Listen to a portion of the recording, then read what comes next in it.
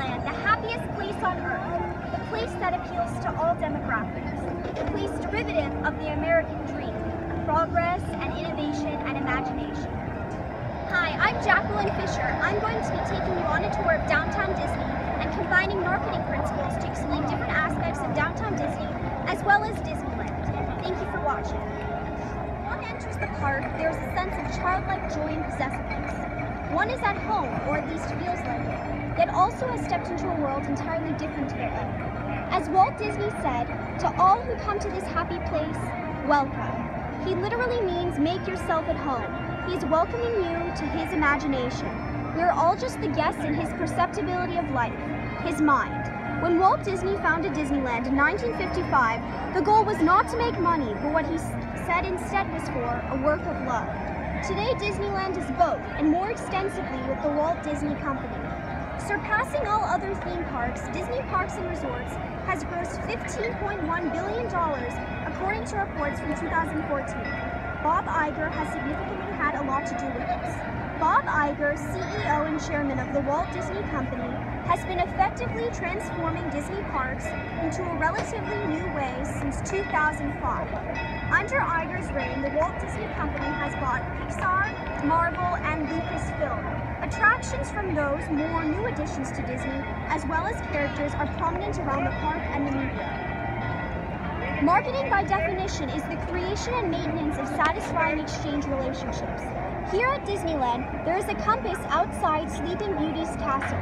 The compass has 4 points of Disney guestology, their coin term. These are all in relation to maintaining satisfied customers.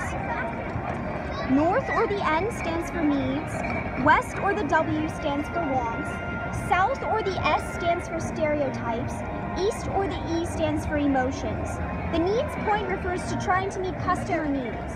The wants point extends to trying to meet what usually is not expected, but should be. The wants, the desires. The stereotypes point envelops seeking out the best possible reflection of the customer and trying not to equate the customer with any stereotype. The emotions point is for the customer's benefit. A customer relies on how the product makes him or her feel. Emotions are commonly associated with purchasing products. Keeping those in mind, let's explore Disney's Downtown Disney District. The Downtown Disney District, a bustling center of tourists just ready to shop. Let's follow them.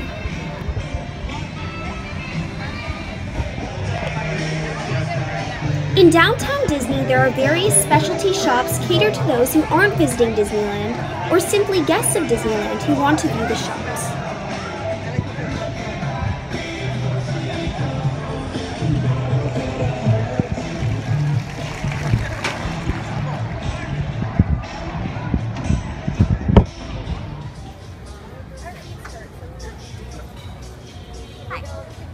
The marketing principle of selling is a prime example here in Downtown Disney. Most of the products sold in Downtown Disney are also sold in Disneyland, but people believe that because it is a separate attraction, that it offers definitively different products. Downtown Disney has a mass selection of shops that seemingly cater to different personalities, and hence, the products are specifically catered to those types of people. The store D Street, right here, provides Vinyl Nation, or Disney figurines, all in one place, even though these could be bought at Disneyland or in the World of Disney. World of Disney features all Disney Parks products. It provides customers with one systematic place and selection to purchase products. This fulfills customer needs and wants, the N and W points on the Sleeping Beauty compass. There, of course, are other shops and restaurants here in Downtown Disney District that are not owned by Disney, but provide customers with a greater selection of choices versus just simply having Disneyland purchase meals and products. This also applies to the distribution principle of marketing, having products more accessible to customers to meet their needs. Although not all the stores and shops are owned by Disney, nonetheless they fit the theme and are selected to fit the residents attending the park. The product and service management, another marketing principle, came into play when designing Downtown Disney to comply with the magical feeling of Disneyland in one cohesive way. That in itself is marketing. There is something captivating and different about walking through Downtown Disney compared to your normal mall. Marketing information management reviewed these emotional responses to Downtown Disney and Disneyland so that the product service management could effectively create that atmospheric and architectural response.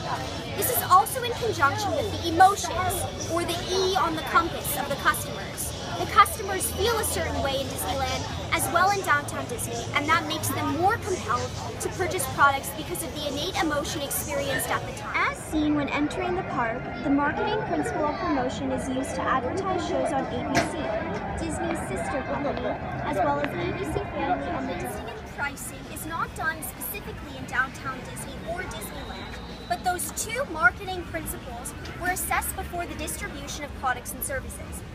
There is something not remotely special about Disney in general, but entirely.